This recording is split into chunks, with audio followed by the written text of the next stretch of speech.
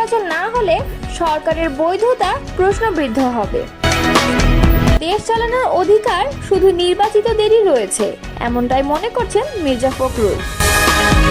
বিএনপির সর্বোচ্চ সিদ্ধান্তে তারেক রহমানের পূর্ণ কর্তৃত্ব। আমরাই সবচেয়ে বড় মাফিয়া, স্বীকারোক্তিমূলক মন্তব্য এনসিপি নেতার। এতক্ষণ শুনছিলেন সংবাদ শিরোনাম, এবারে বিস্তারিত।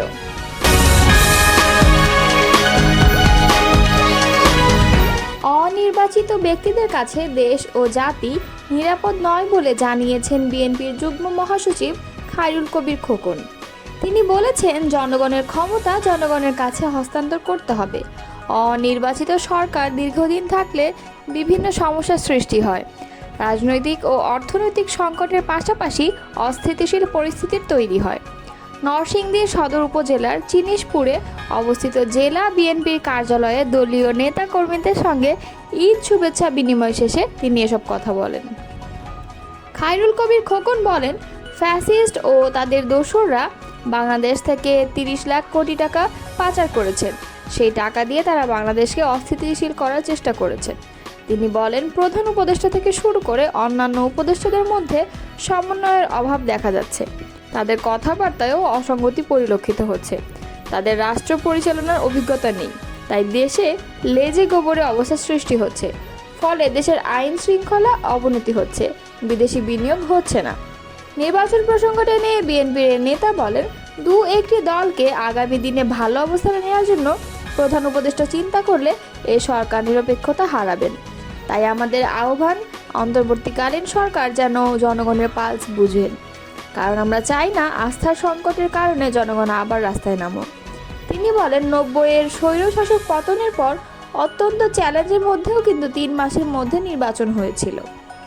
তাই ওই সময় সুন্দর একটি নির্বাচন হয়েছিল। সেই নির্বাচন নিয়ে দেশি বিদেশি কেউ কোনো মন্তব্য করেনি। 5 আগস্টের পর 10 মাস চলে গেল, সরকার এখনও নির্বাচনের সুনির্দিষ্ট রোড ম্যাপ এবং দিন তারিখ ঠিক করতে পারেনি। তাই সরকারের প্রতি জনগণের আস্থার সংকট তৈরি হচ্ছে। সরকারের নিরপেক্ষতা নিয়ে বড় প্রশ্ন দেখা দিয়েছে। দলের যে কোনো সিদ্ধান্ত নেওয়ার এখতিয়ার বিএনপির ভারপ্রাপ্ত চেয়ারম্যান তারেক রহমানের রয়েছে বলে জানিয়েছেন দলটির মহাসচিব মির্জা ফখরুল ইসলাম আলমগীর। মঙ্গলবার সাংবাদিকদের সঙ্গে আলাপকালে এই কথা বলেন তিনি। মঙ্গলবার রাজধানীর গুলশানের রাজনৈতিক কার্যালয়ে সাংবাদিকদের সঙ্গে ঈদ শুভেচ্ছা বিনিময় শেষে এই কথা বলেন তিনি। মির্জা ফখরুল বলেন, দেশের বর্তমান রাজনৈতিক পরিস্থিতিতে টার্নিং পয়েন্ট হতে পারে ডক্টর মোহাম্মদ ইউনূস ও তারেক রহমানের বৈঠক। এই বৈঠকের মাধ্যমে রাজনৈতিক সংকট কাটবে বলে আশাবাদী বিএনপি। তিনি বলেন, স্থায়ী কমিটির এই বৈঠককে স্বাগত জানিয়েছে। জাতীয় ও আন্তর্জাতিকভাবে এই বৈঠকের গুরুত্ব ও সম্ভাবনা অনেক। এই বৈঠকে থেকে অনেক কিছুর ডাইমেনশন হতে পারে। বিএনপি মহাসচিব বলেন, দলের স্থায়ী কমিটি তারেক রহমানকে যে কোনো বিষয়ে সিদ্ধান্ত নেওয়ার এখতিয়ার দিয়েছে বলে জানান তিনি। আগামী 13 জুন সকাল 10টা থেকে 11টার মধ্যে এই বৈঠকটি হবে।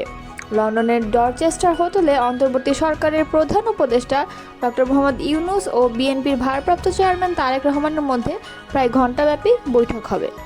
উল্লেখ্য, ডক্টর ইউনূসের যুক্তরাজ্য সফর ঘোষণা আসার পর থেকেই তারেক রহমানের সঙ্গে বৈঠকের সম্ভাবনা নিয়ে রাজনীতির অঙ্গনে আলোচনা চলছিল। যদিও শুরুতে প্রধান উপদেষ্টার আনুষ্ঠানিক সফরসূচিতে বৈঠকের বিষয়টি অন্তর্ভুক্ত ছিল না।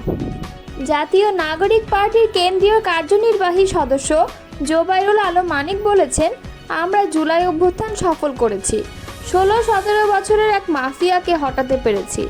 আবারও যদি কেউ মাফিয়া হয়ে উঠতে চায়, আমরা তাদের বলবো, এখন বাংলাদেশে যদি বড় মাফিয়া থাকে, আমরাই হচ্ছি বড় মাফিয়া। আমাদের চেয়ে বড় মাফিয়া নেই। সোমবার বিকেলে চট্টগ্রামের আনোয়ারা উপজেলার কালাবিবির দিঘির মোড়ে একটি কমিউনিটি সেন্টারে এনসিপি আয়োজিত ঈদ পুনর্মিলনী অনুষ্ঠানে প্রধান অতিথির বক্তব্যে এসব কথা বলেন তিনি। জোবাইরুল আলম মানিক বলেন, আমার বিরুদ্ধে অনেকেই অনেক কিছু বলে, তাতে আমার কিচ্ছু যায় আসে না। আমি বলছি, এখানে কেউ যদি আবার জাবেদ হতে চায়, আমাদের ভোট কেড়ে নিতে চায়, তাহলে আমরা আবু সাঈদ, মুগ্ধ, ওয়াসিম আকরামের মতো শহীদ হয়ে তাদের রুখে দেব।